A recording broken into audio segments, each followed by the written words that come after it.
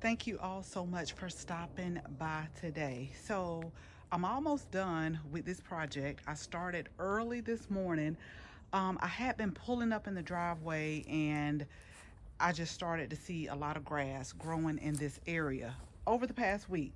So I was like, you have got to work on this bed.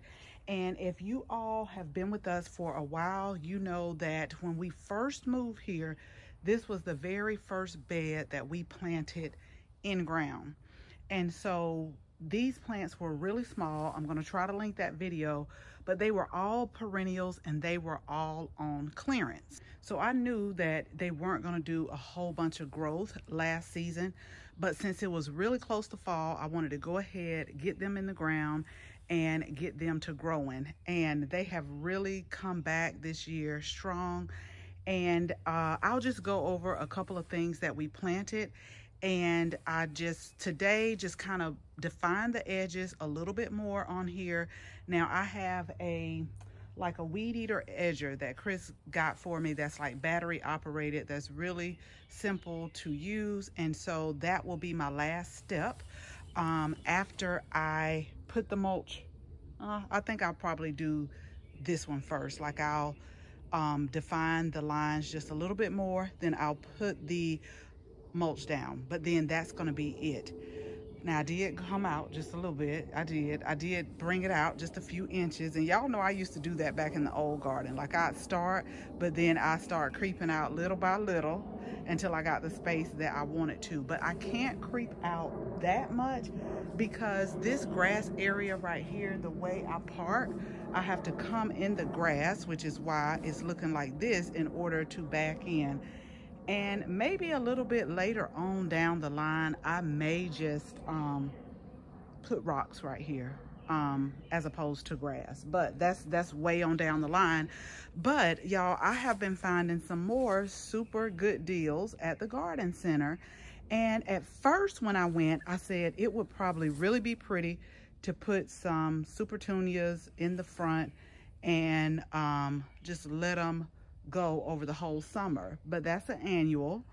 And then I was saying to myself, that means that in the fall, you'll probably have to come back with another annual, like maybe some Johnny Jump Ups or some pansies, and put them here, which is not bad.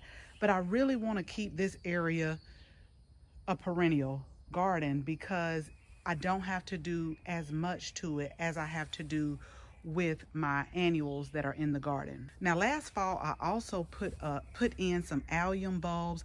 These are like the last two that I think are waiting to die back, and then they're done. But they were really pretty. They were the not quite big globe alliums, but they were so pretty. And so today what I did was I got up all of this grass.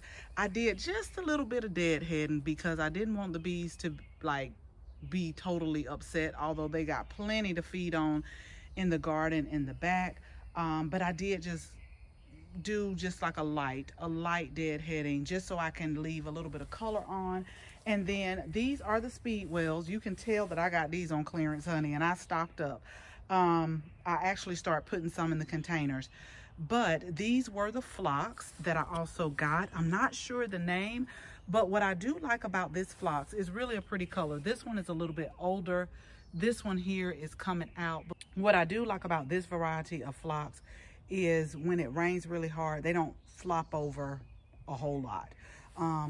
I've grown phlox in the past where if we get like a downpour, they'll just flop. And so these kind of stand a little bit stronger, and I just love the heads on them as well. And so we put two right here. We put two over here, and this one right here actually had me scared because it was the last one to really start putting on new leaf growth. And so that's why it looks a little bit behind.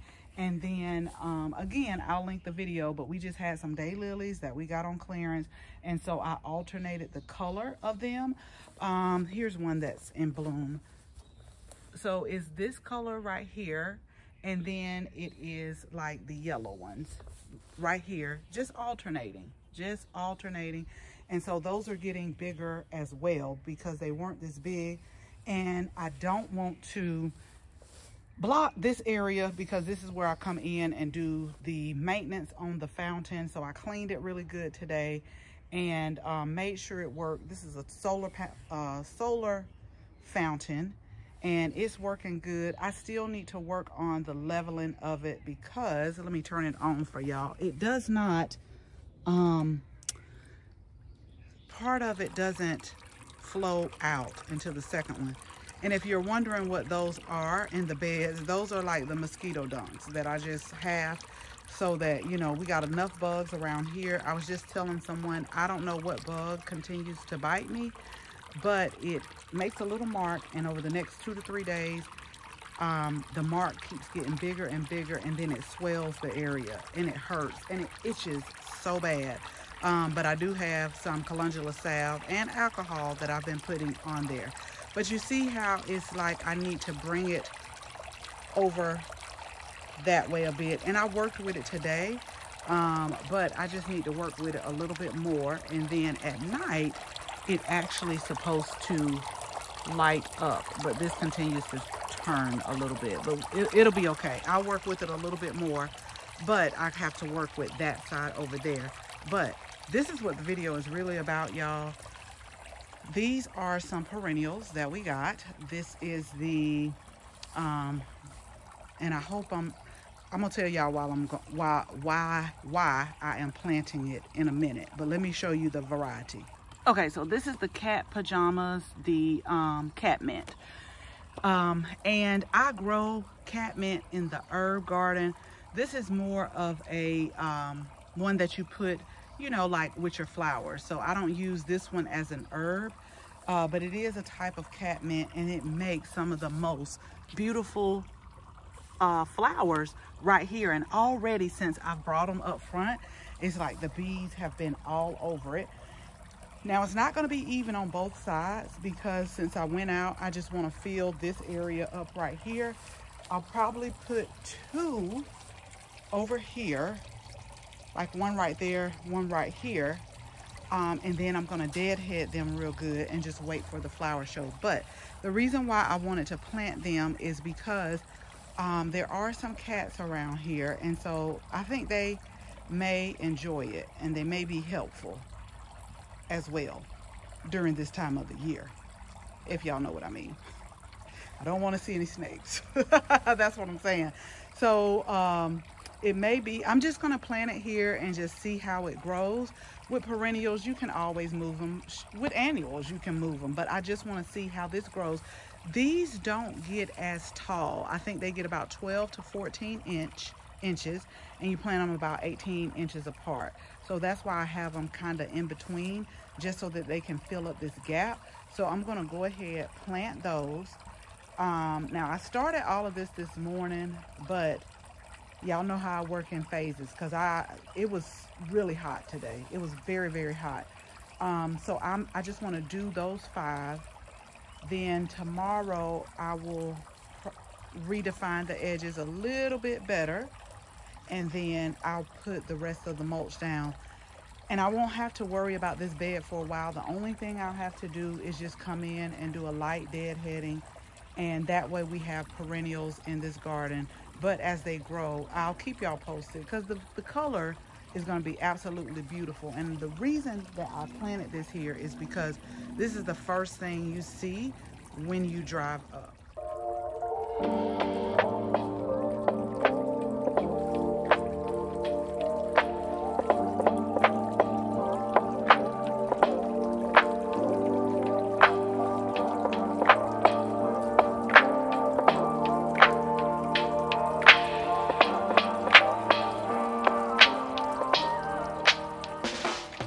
We got 5 of them in. I could have did 6 just simply over here in the corner, but I just kind of feel like this one would get lost, kind of a little bit like this daylily over here. So we just left that off and planted a total of 5.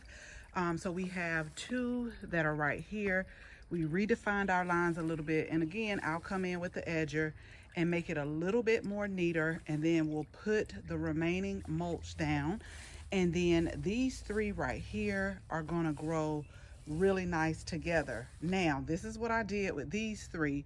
So I spaced these out a little bit further apart just so this daylily could maybe shine a little bit more, and just kind of put them in between the daylilies. But I know that once they start putting on growth and putting on those blooms, this will really be a pretty area to drive up to. And what I love about it is at night, y'all know these are the solar lights as well. It just casts a shadow on the fountain, on the fence, and it really looks pretty. Okay, now I'm serious. I think that this area is complete. I don't think it needs anything else. I don't think it needs any more plants.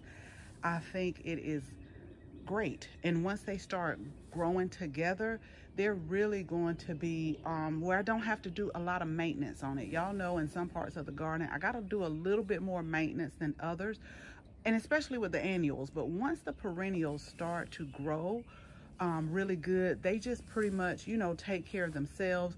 Again, I'll have to come in, I'll have to do some deadheading. Once the daylilies are like done blooming, I wait till this stalk turns brown and it pulls out really easy.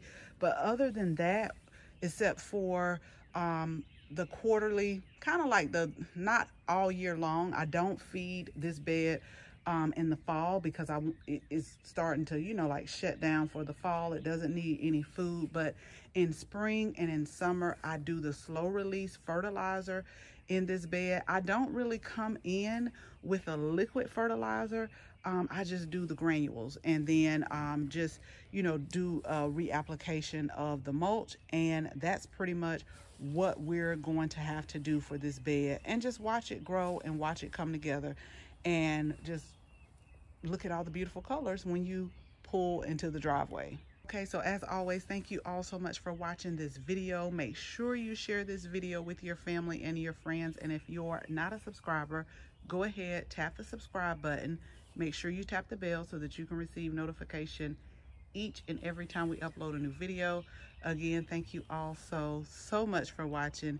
And until the next video, bye-bye.